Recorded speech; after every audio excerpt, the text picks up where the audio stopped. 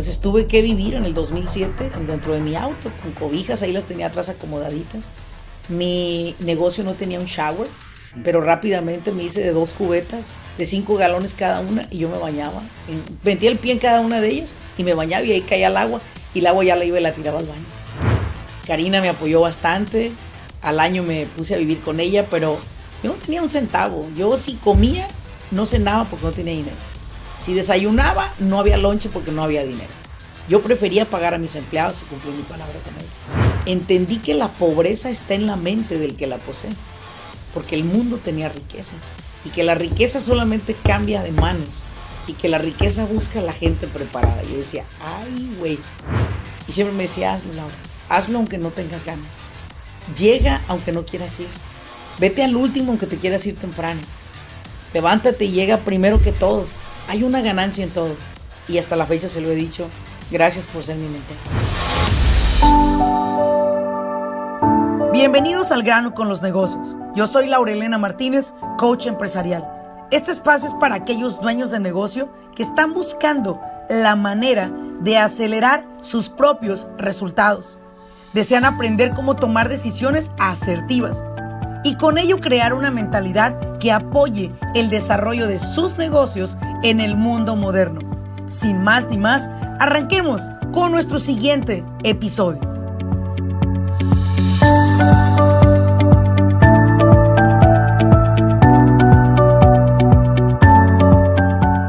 ¿Qué tal a todos y bienvenidos a este podcast? Hoy tengo el privilegio de entrevistar a esta gran coach y empresaria Laura Elena Martínez. Mi nombre es Eduardo Moreno. Laura, empecemos por el principio. Nací el 9 de febrero de 1973, el día que nacieron todas las flores. Nací en la ciudad de Apatzingán, Michoacán. Soy la hija menor de 3 hermanos mayores. Y bueno, pues también ahí donde nací estudié. Tuve la oportunidad de ir a una escuela que mi propio padre fundó y construyó con eventos que hacía para fundar esa escuela.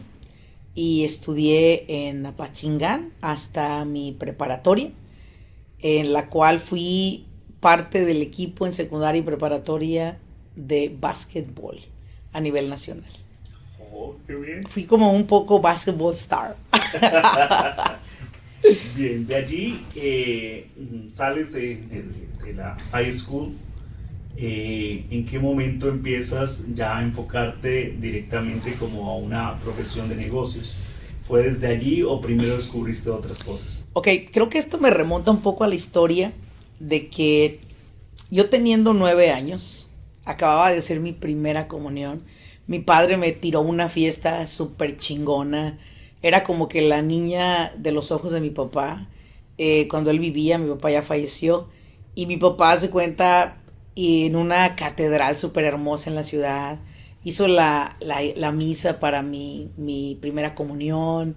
Un vestido súper hermoso. Me llevó a que me tomaran fotografías así con un fotógrafo especial. La fotógrafa Blanca, nunca la voy a olvidar. Me hizo una fiesta privada en casa de mis abuelos, súper padrísima. Mi papá era un hombre que era muy proveedor en la casa. Sin embargo, él tenía un problema de salud que no sabíamos y era un problema de depresión con alcoholismo, lo cual lo llevó a mi papá a ser despedido de la empresa en la que él trabajaba. Y de un día para otro, después de mi primera comunión y de haberme hecho esa fiestota, mi padre se queda sin trabajo. Y mi papá era gerente de un banco llamado Ban Rural, el Banco de Crédito Rural del Pacífico Sur, esa nunca se me va a olvidar.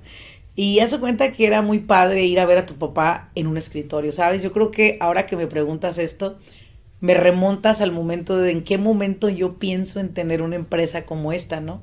Y ahora conecto los dados y creo que es parte de que mi papá era padrísimo entrar a su oficina y verlo ahí al superhombre, un hombre alto.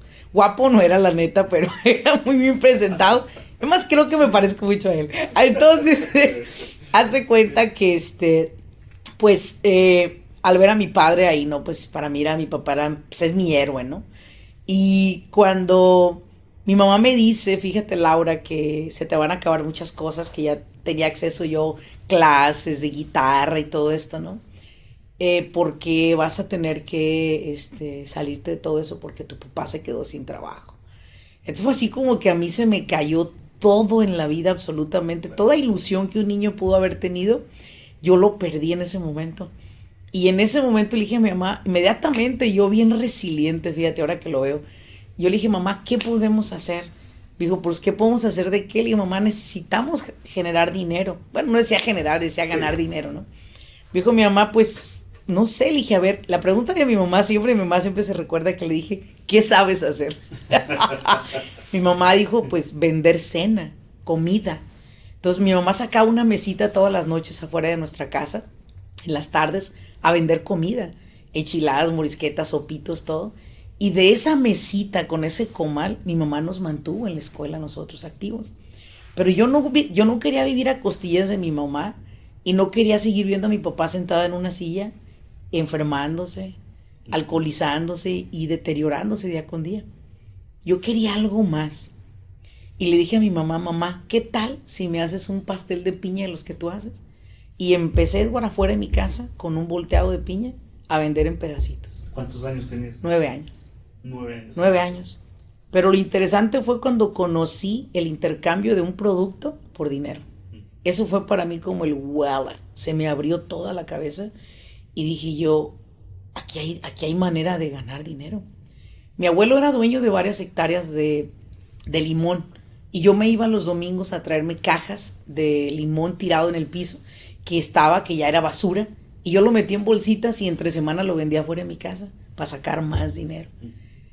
Aparte también de eso vendía leche. Una señora entregaba leche a mi mamá y mi mamá decía, hija, no se vendió la leche. Le decía, mamá, hagamos queso. Y hacíamos queso. Vendíamos queso, vendíamos leche, vendíamos pastel, vendíamos limones. Le decía yo a mi mamá, mamá, ¿qué más podemos vender? Ya tenía yo 10 años, casi pegándole a los 11. Y me dijo mi mamá, ¿y para qué quieres trabajar? Estás muy chiquita. Para ayudarte, mamá. Yo quiero ayudarte a ti. Yo quiero una buena vida para nosotros, para mis hermanos. Y fíjate que inconscientemente me he hecho cargo de mis hermanos desde que tenía 9 años. Porque yo les proveía, les ayudaba para la escuela. Mi mamá sacaba para comer. Mi papá sentado en una silla haciéndose más gordo, viejo y enfermo. Y era muy triste verlo deteriorándose a sus 40 años. Era muy triste verlo así, ¿no? Pero pude llegar a darme cuenta a esa edad que yo podía ser dueña de mi propio negocio. Yo no sabía lo que era un negocio propio, no tenía el término en la boca, pero sí sabía que si vendía esta botella me ibas a dar dinero. Y tenía que ver dónde agarrar más botellas para vendértelas y ganar dinero. O sea, yo buscaba el dinero como la única solución a mis problemas. Por esa razón creo que tan joven me convertí en una persona pues millonaria, Eduardo, porque yo facturé mi primer $1,000,000 a los 24 años. Y estudiar, sí me gustó estudiar, sí estudié la carrera de leyes y todo, pero sinceramente te lo digo, no era lo mío. Los negocios. Lo mío eran los negocios, lo mío era saber que si yo te vendo 2 botellitas de agua, tú me vas a dar a ganar 5 pesos. Y que esos 5 pesos yo los podía invertir en comprar algo más y vendértelo en 20. Ese era lo único que hacía. Bien, entonces allí vienes sin descanso desde los 9 años, vendiendo, buscando. Literal. O sea, prácticamente es de los negocios, o sea, no de venta en venta, es buscando negocios. Así es, buscando negocio. Buscando negocio. Claro, sí. Y luego te haces cargo de alguna manera de tus hermanos. Háblame un poco de tus hermanos. Mi hermano mayor es Adán. Él nos abandonó muy pequeño, se vino a Estados Unidos por la misma situación de mi papá. Tendría 16 años cuando él se vino, muy joven. Y digo, nos abandonó porque yo no lo vi crecer a mi lado, fíjate, yo no crecí al lado de mi hermano mayor. Entonces, no era como que yo me sentía muy pegada a él. Como el ejemplo, seguir. Exacto. O algo así que creo que mi único brazo, así como que era mi brazo derecho, era Manuel, mi hermano, que es mayor a mí. Manuel es como te puedo decir, como ese hermano que todos tenemos, en el cual tú confías en él, cuentas con él, nunca te abandona, siempre está ahí para ti. Y mi hermano Gustavo, que es mayor a Manuel, pues él ya andaba con los chiquillos más grandes, él ya se sentía muy grandote. Mi hermano, en paz descanse, él falleció el 20 de marzo del 2021. Y mi hermano pues ya estaba grande, ¿no? Él estaba así como en la onda de los chavos grandes. Pero nosotros, Manuel y yo, como nos llevamos un añito de diferencia, pues fue así como que crecimos juntos, ¿no? Y pues sí, desde pequeños mis hermanos, yo veía que había carencia en mi casa y yo me prometí que a mi familia nunca le iba a faltar nada. Y yo creo que desde entonces traigo eso de, pues yo solamente le lucho, ¿no? Si yo veo que algo sirve, lo hago. Bien, pero esa búsqueda de solventar esa dificultad fue ya teniendo esa carencia, pasando dificultades, o fue antes de pasar dificultades? No. ¿Fue un despertar cuando sientes dificultades y actúas, o fue antes de llegar a ese punto? No, fue después. Yo creo que si mi padre hubiese seguido en un buen trabajo, mi papá era de que cada fin de semana los que escuchen esto y sepan de Zamora, Michoacán, mi papá nos llevaba cada fin de semana a unas tiendas llamadas Tiendas Blanco, como decir pues el centro comercial, a Macy's y cosas así. Y cada fin de semana mi papá nos compraba cosas porque financieramente mi padre pues tenía buena solvencia, su trabajo le pagaba muy bien. Y mi madre no trabajaba, desde luego era la luz de sus ojos de mi padre, su muñeca. ¿Cómo se siente un hombre cuando ya no puede proveer? Pues Eduardo. Sí, vacíos. Pues vacío. Sí. O sea, mi padre se murió de 55 años de depresión. Qué fuerte. Sí, no, fuertísimo. ¿En qué año fue?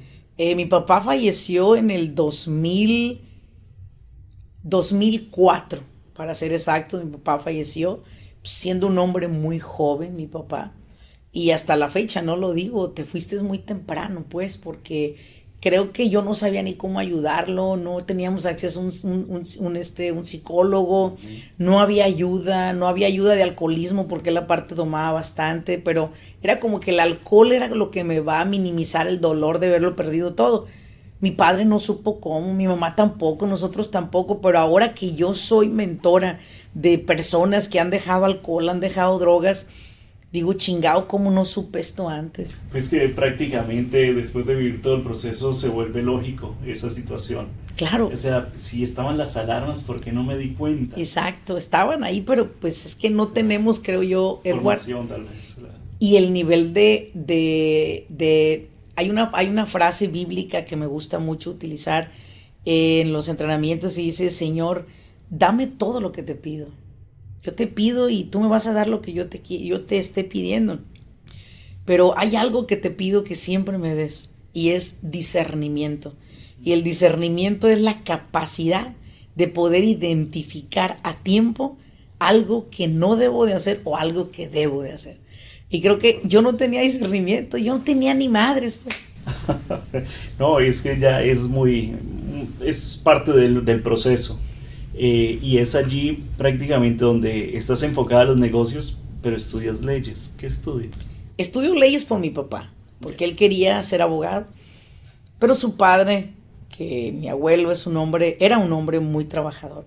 Uh-huh. Puedo decirte que mi abuelo fue como más bien mi papá, porque él desde chiquita me guió, me educó. Él no me llamaba Laura, ni Laura Elena, él me decía Mario Moreno Cantinflas, porque los pantaloncitos que mi mami me ponía siempre eran así como que a media pompi, ¿no? Y decía que yo traía los pantalones de Mario Moreno Cantinflas, ya es como Cantinflas los trae. Y era así como que yo pasaba más tiempo con él que con mis primos allá jugando en la pendeja y todo, ¿no? Yo pasaba hablando con mi abuelo. Quería tener tanto conocimiento de él y ahora creo que muchas veces estoy dando un entrenamiento y me salen palabras y digo, no sé de dónde vienen. Escucho como mi abuelo. Pero siento que es algo que de mi abuelo vive en mí. ¿Sí? Y bueno, pues creo yo que tienes razón. Viene desde mi necesidad. Empecé a construir mi carrera. Estudio leyes por mi padre, pero realmente no era algo que yo quería hacer. Yo quería hacer negocios. Y es ahí donde me empiezo a preparar, me empiezo a educar para negocios y me empiezo a lanzar. Empiezo a abrir mis propios negocios en Estados Unidos. Mi plan era llevarlos a que pues ganaran un buen de dinerito. Y me recuerdo que uno de mis negocios era un car wash, Edward. Yo sé pulir, detallar, lavar motores, todo, porque yo me enseñé a ese negocio para enseñarle a mis empleados. Y ese negocio me daba como unos 800,000 al año de ventas. Pero un día mi situación económica no era la mejor. Ni la economía del país estaba de lo mejor en el 2007. Sí. Y yo quería vender ese negocio porque en verdad me estaba deteriorando mucho el estrés de que me cancelaron muchas cuentas. Pero yo seguía facturando, no los 800, pero seguía facturando más de medio millón. Pero empecé a tener problemas personales. Por eso siempre les he dicho que cuando tu vida no está estructurada personalmente, tu negocio es un pinche desmadre. Porque el mío lo fue. Y de hecho, perdí varios negocios por un divorcio, por pelear. Yo hasta le tuve que dejar todo a mi expareja. No quiero nada, pero tampoco quiero problemas. Te dejo todo, yo lo puedo construir. A mí si me deja sin nada la vida hoy, si Dios me arrebata todo, hay algo que Dios me va a dejar y se lo he pedido siempre. Déjame el hambre, déjame la conciencia abierta todo el tiempo, digerir lo que veo y lo volvemos a hacer en menos tiempo. Sí, y lo mismo, el conocimiento en menos tiempo. Y yo creo que volviendo a este tema de que nuestra vida no está equilibrada ni el negocio, entonces no va a haber éxito. No puedes tener éxito. No, el ser humano no está formado a tener éxito cuando tiene sus problemas. Está formado a huir. Estamos habituados a huir. Y yo huí. Y yo no quería ya ese negocio. No lo quería porque lo teníamos en común. Sí. Entonces era como que ya no quería nada. Y finalmente fue lo que me dejó. Pues dijo, ahí te quedas. Y bueno, una parte de mi historia es que yo viví 2 meses en el auto. Porque yo no tenía para pagar un apartamento. O pagaba a mis empleados la renta de mis negocios, o tenía un departamento y no podía. Entonces tuve que vivir en el 2007 dentro de mi auto con cobijas, ahí las tenía atrás acomodaditas.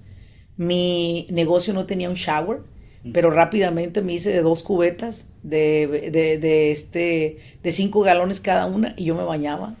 Metía el pie en cada una de ellas y me bañaba y ahí caía el agua y el agua ya la iba y la tiraba al baño. Esa era mi vida, frío hasta la chingada, pero aguantaba. No tenía de otra. Mi hermano me decía, vente a mi casa a bañar.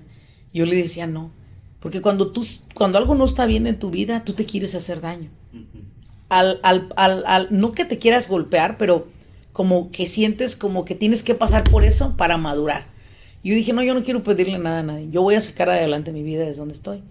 Y fue ahí en esa temporada donde conocí a Karina, cuando no tenía nada, cuando estaba de lo más jodida.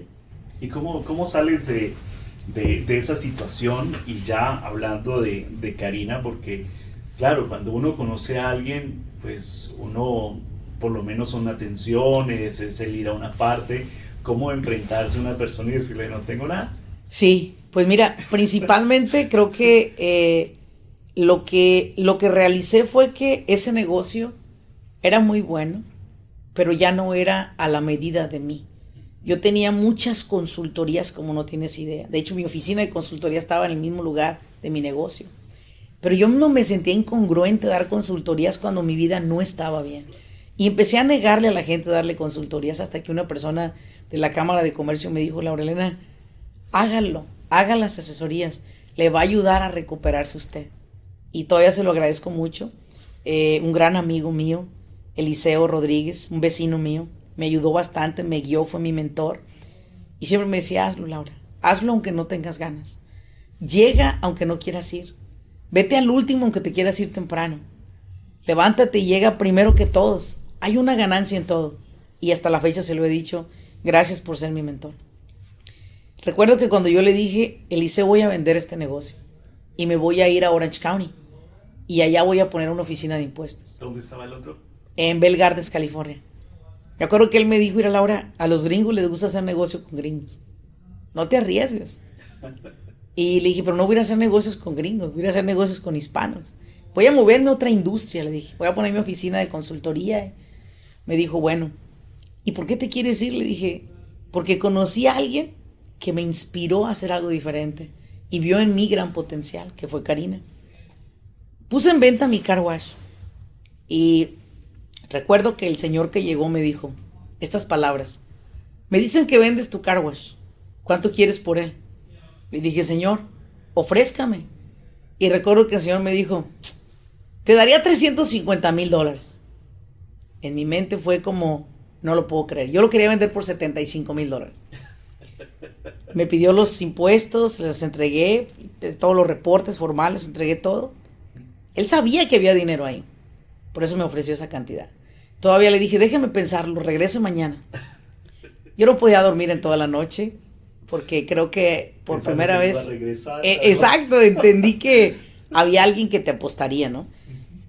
El hombre regresó y solamente le dije, te voy a aceptar esa cantidad siempre y cuando me des esa camioneta del año que traes. Una Explorer nuevecita. Y me la dio el hombre. Y me dio los $350,000. Entonces lo que hice fue yo, inmediatamente, meterme a seguir estudiando. Me aferré a estudiar más negocios. Karina me apoyó bastante.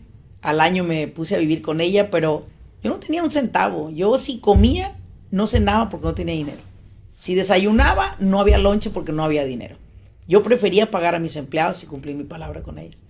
Cuando conozco a Karina, siendo hija de un hombre pues millonario, su padre ya tenía un negocio muy estructurado, su papá, un hombre muy trabajador, yo no creí que yo le pudiera dar una vida a ella como la que tenía. No creía, pero no dudé que le podía dar una mejor que la que tenía. Dentro de mí había algo que me decía que como el invierno llega y se va, llega el otoño y se va, llega la primavera y se va, llega el invierno y se va, así lo que yo estaba pasando se iba a ir. No sabía cuándo, pero se iba a ir. Y se fue. Se fue cuando empecé a estudiar y empecé a estudiar y empecé a estudiar. Yo me levantaba a las 4 de la mañana a estudiar y a trabajar consultorías, estudiar consultorías. Repasé todos los colegios locales aquí de la ciudad. Me aventé todas las clases de negocio habidas y por haber. Una clase de cálculo y ciencia de negocios me metía. No sé qué chingados era eso, pero me metía. Algoritmos me metía. Yo estudiaba de todo. Lo que quería saber era más cómo operaban los negocios. Porque entendí, ahí fue donde yo, mientras estaba relacionándome con Karina, entendí que la pobreza está en la mente del que la posee. Porque el mundo tenía riqueza. Y que la riqueza solamente cambia de manos. Y que la riqueza busca a la gente preparada. Yo decía, ay, güey. Entre más descubría, decía yo, wow, vamos bien, vamos bien, vamos bien. Entonces, creo que lo que me sacó de ahí fue mi mindset. Edward, yo no tenía para comprar ni un pinche café, pero tenía un pinche mindset ganador. Yo no traía dinero a veces ni para la gasolina, pero tenía un mindset ganador. Regalaba sesiones por todos lados y me decía Karina, cobra, ya tienes que cobrar. Le decía yo, no, Dios proveerá. Me decía, pues como que Dios te está medio abandonando. Pasa el tiempo, pasa el tiempo. Porque tu cuenta de banco cada día tiene menos. Yo le decía, ten fe. Y me decía, pero ¿cómo dices ten fe si la renta te va a llegar? Sí, te iba a preguntar precisamente cómo fue el inicio con ella y ya en la parte de donde empiezas a estudiar, donde te empieza a apoyar, ¿cómo fue la relación como tal allí? Bueno, pues la relación fue muy bonita, ¿no? Porque, en primer lugar, yo le fui muy sincera, yo no tenía ni que caerme muerta. Le dije lo que había podido crear, pero que me había quedado como me quedé y que había pagado un precio. Había cometido errores, malas decisiones, pero que quería ver qué la vida me podía dar a mí si me preparaba y me educaba. Y a un nivel mayor. Porque sí venía atendiendo los negocios pequeñitos, pero eran de esos negocios que eran puro pro bono, ¿no? La verdad es que uno que otro me pagaba, ¿no? Honestamente. Y ella me decía, tú lo puedes hacer.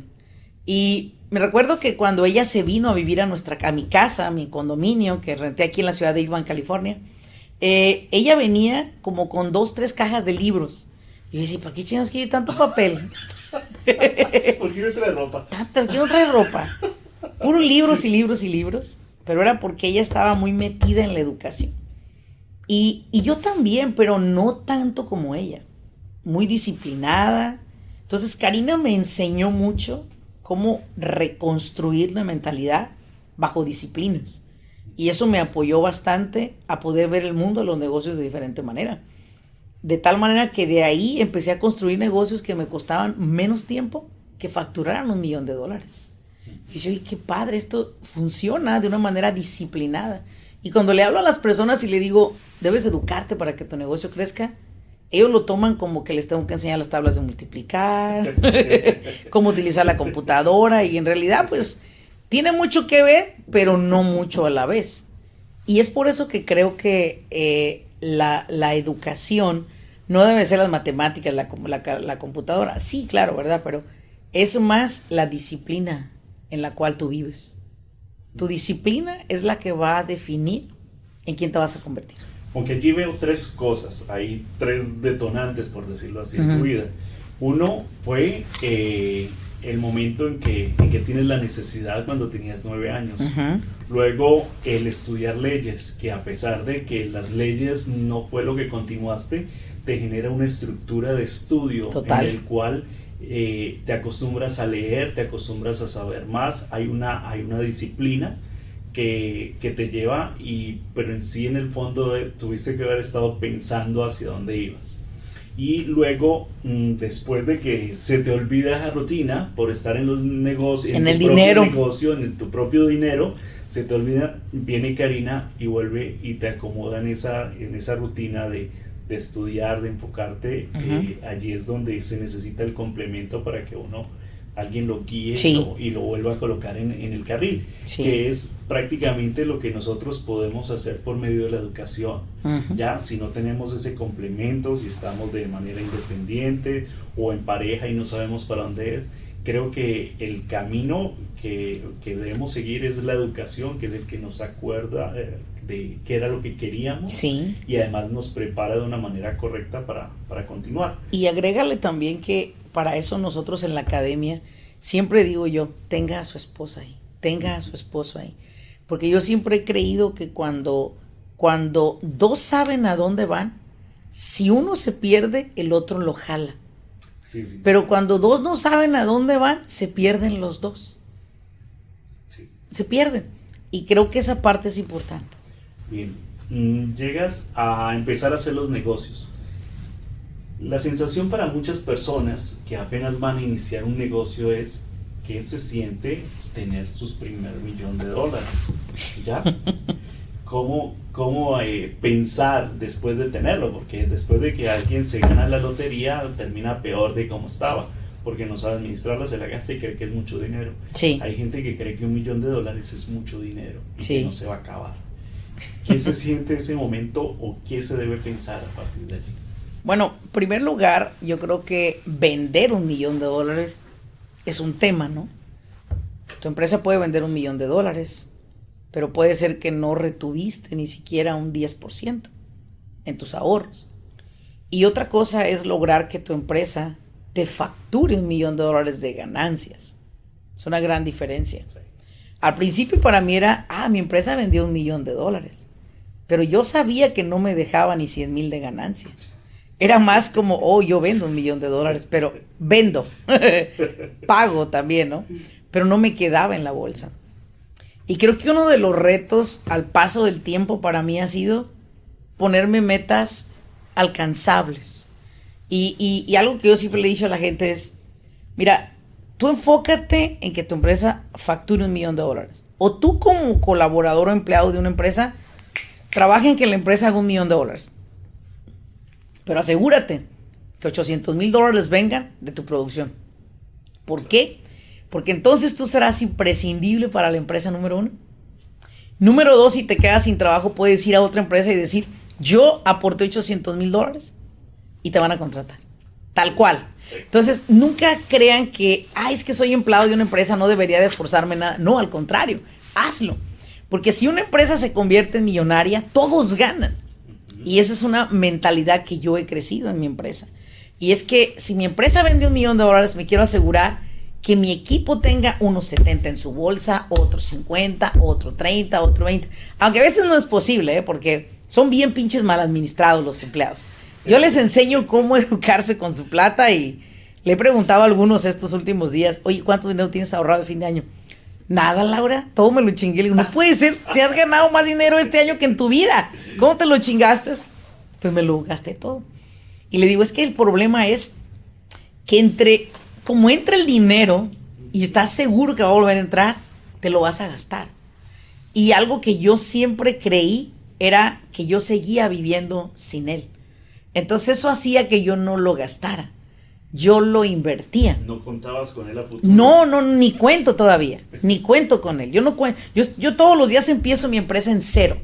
Tú me ves, tú estás aquí. Tú sabes que yo estoy en cero todos los días. Yo no pienso que, ya vamos bien para esta academia o vamos bien para este mes de clientes. No, yo pienso que estoy en ceros. No tengo ni un cliente, no he vendido ni una academia, no he vendido ni una corporación, no he dado ninguna consultoría.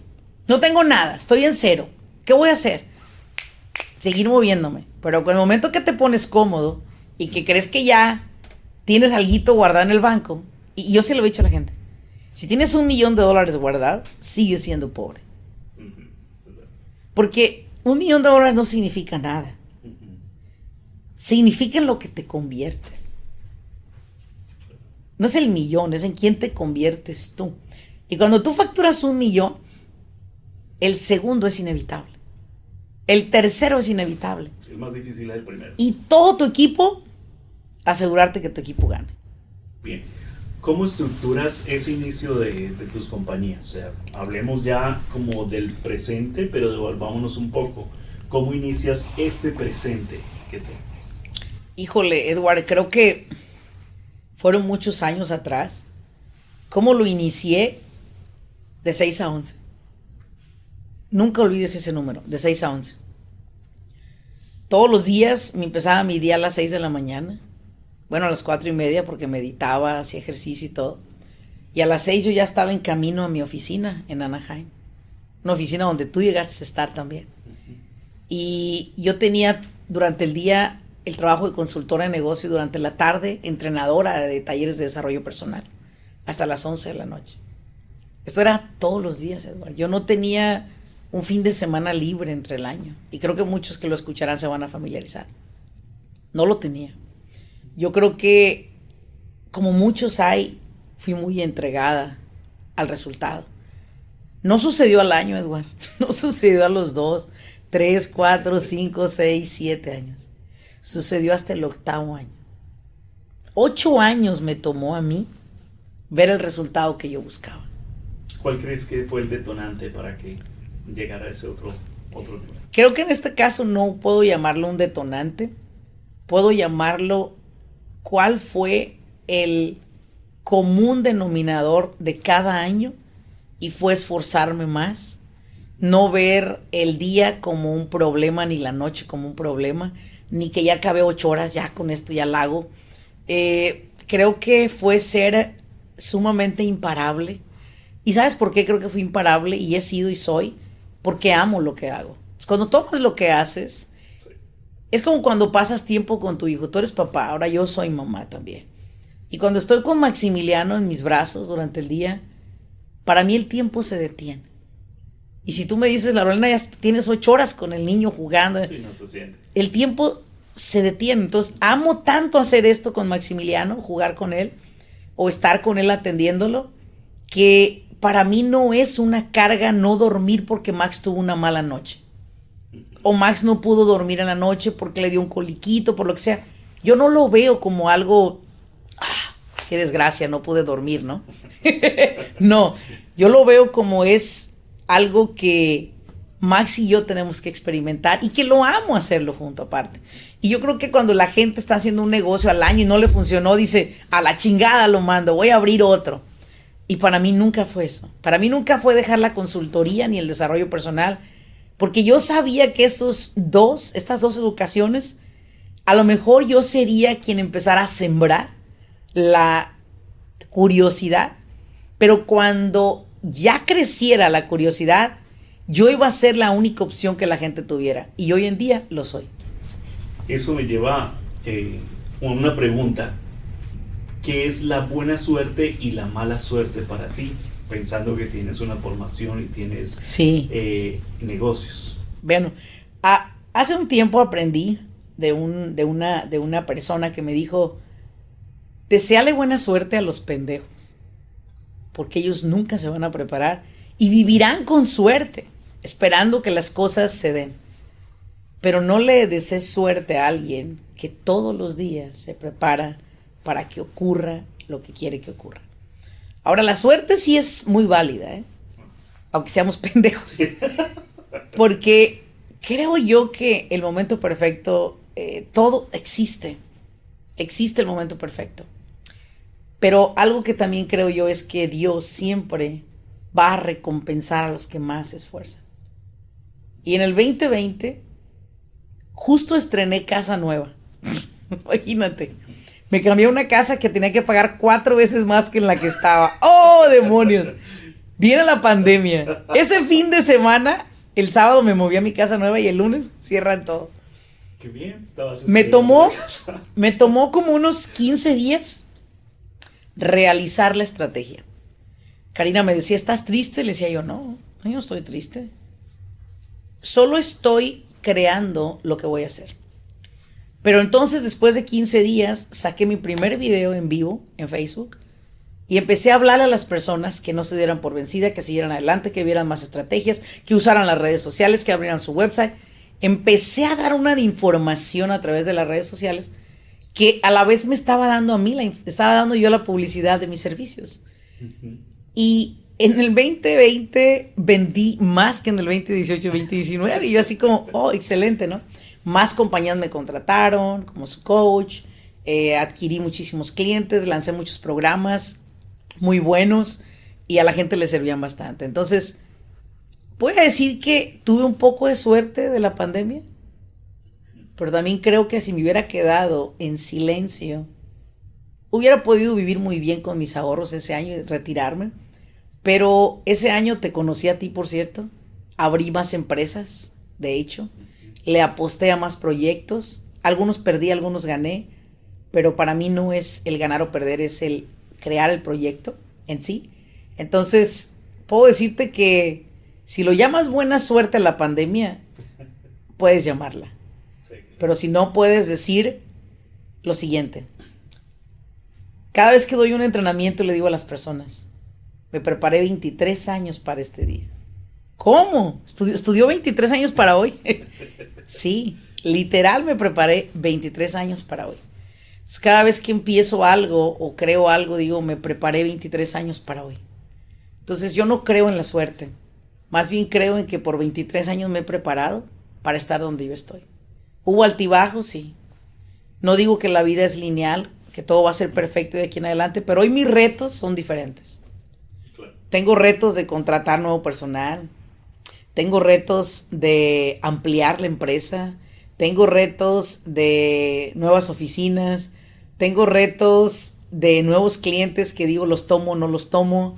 O sea, estoy en una posición en la cual sigo teniendo retos y no se van a acabar, pero creo que la suerte no ha sido como que para mí ese salvavidas en medio del mar. Ha sido mi preparación. ¿Cómo, después de pasar por muchos negocios en los cuales asesora, en los cuales ha trabajado, en los cuales ha hecho crecer, cuál es el punto ideal? ¿Cuál es el punto ideal para tu compañía? ¿Cuál es el punto ideal para todos tus proyectos? ¿Cuál es el momento donde dices, este ya es el techo o hasta aquí quiero llegar, de ahí para allá, lo que venga? Bueno, creo que el techo para mí o el tope va a ser cuando esté en un ataúd y me pegue la madera en la frente. Ese va a ser el tope. No creo que haya un tope. Creo que para mí el mundo de los negocios es el lugar de diversión más padre que Dios creó en este mundo. Porque me divierto haciendo lo que hago. Me encanta explorar, me encanta fallar, me encanta acertar. No va a haber un tope. Voy a tener 90 años y voy a seguir abriendo otro proyecto. Pero sí te quiero decir una cosa de la cual nunca me quiero separar. Y es de la innovación. De la educación, de la innovación, de la educación. Porque si yo me suelto de la innovación y la educación, voy a perderle el hilo a lo que está creándose y evolucionando. Y me puedo hacer obsoleto a los 70 años. Cosa que no quiero que pase. Por eso es que me educo y me expongo tanto a la educación. Muchas personas piensan en el retiro, entonces no piensas en el retiro. Jamás. Les deseo lo mejor a los que se quieren ir abajo de una palapita con un coquito, con un pinche vodka. Perfecto, que les vaya muy bien. No, yo no soy esa persona. Yo vivo en modo vacaciones. Hace un momento salí a comer, te dije, nos vemos, Edward, al rato regreso, porque salí 2 horas a comer con mi familia. En mi casa, claro, porque mi bebé está pequeño, pero a comer. Vamos a pensar que Max tenga 4 o 5 años. O sea, vamos a ir a comer a un restaurante con ellos, o a lo mejor a comer en casita, pero con ellos. O sea, vivo modo vacación sin tenerme que ir de lejos para liberarme de todo y de todos. Creo que aquí me puedo liberar de todo, de todos. Y cuando vives en modo vacación, es cuando acabas por entender que lo que haces, lo haces por amor al arte que estás haciendo. ¿Qué recomiendas para las personas que están cansadas de sus negocios, que ya llevan unos años trabajando en ellos, luchando en ellos y en este momento ya se quieren retirar, ya quieren, pero es porque tal vez algo no les funciona? Fíjate que lo he escuchado por clientes que me han dicho eso, ya vengo a retirarme, quiero que me ayudes a hacer mi estrategia de salida. Y muchas veces después de que ya estamos en asesoría 3, 4 meses, les pregunto, ¿cuándo se van? Ya está la estrategia de salida y me dicen, fíjate Laurelena que nos ayudaste a reenamorarnos de nuestro negocio. En realidad nos dimos cuenta que no era de él lo que nos queríamos ir, era de nuestra propia incapacidad de poder manejar este negocio. O sea, queríamos huir de nuestra propia ignorancia y mediocridad, no del negocio. Esto lo empezamos con esfuerzos y lo amamos. Y no era el negocio, éramos nosotros. ¿Qué le puedo decir a esas personas que están enfadados y todo? Pues mira, uno, si no le gusta, véndalo o ciérrelo. En verdad se lo digo. Hágase un favor. Deje de hacerse daño de que algo tiene que funcionar. Mi teoría es, si vas a fallar, falla rápido para que empieces otro. Esa es mi teoría. Segundo, les diría, si se siente aburrido de su negocio, le pregunto, ¿cómo está su relación con su esposa? Pues aburrida también. ¿Por qué? Pues porque es lo mismo todo el tiempo, ¿verdad? Entonces, póngale sal y pimienta. Llévela a bailar, llévela de compras, váyase a un viajecito, váyase a la cajuela del carro o a la asiento de atrás del carro que antes se iba uno, ¿verdad? Ya luego dejas de hacerlo. Los que lo saben lo van a entender. O sea, ya no haces algo divertido. Quieres hacer como algo muy monótono. Te quieres portar muy bien. Al principio. Te quieres portar como adulto. Entonces, creo que esa parte es la que te hace aburrirte de tu negocio también, porque siempre es lo mismo. Entonces, algo que también te puede ayudar es entender que posiblemente tu capacidad en tu negocio ya no te necesita. Tú ya necesitas contratar a alguien que haga tu trabajo y tú irte a explorar oportunidades. A lo mejor eso te va a dar como otra vida diferente, pero no lo dejes, porque yo creo que todos los negocios nos ayudan o los trabajos nos ayudan a desarrollar nuestro carácter. O sea, tú puedes llegar a ser un emprendedor frustrado o un empleado feliz. Sí, tienes la opción. Yo soy empleada de mi empresa, yo no he dicho que yo soy un CEO de mi empresa, ni lo seré. Siempre voy a seguir contratando personas que sean CEO o CFOs de mi empresa, porque yo no quiero serlo.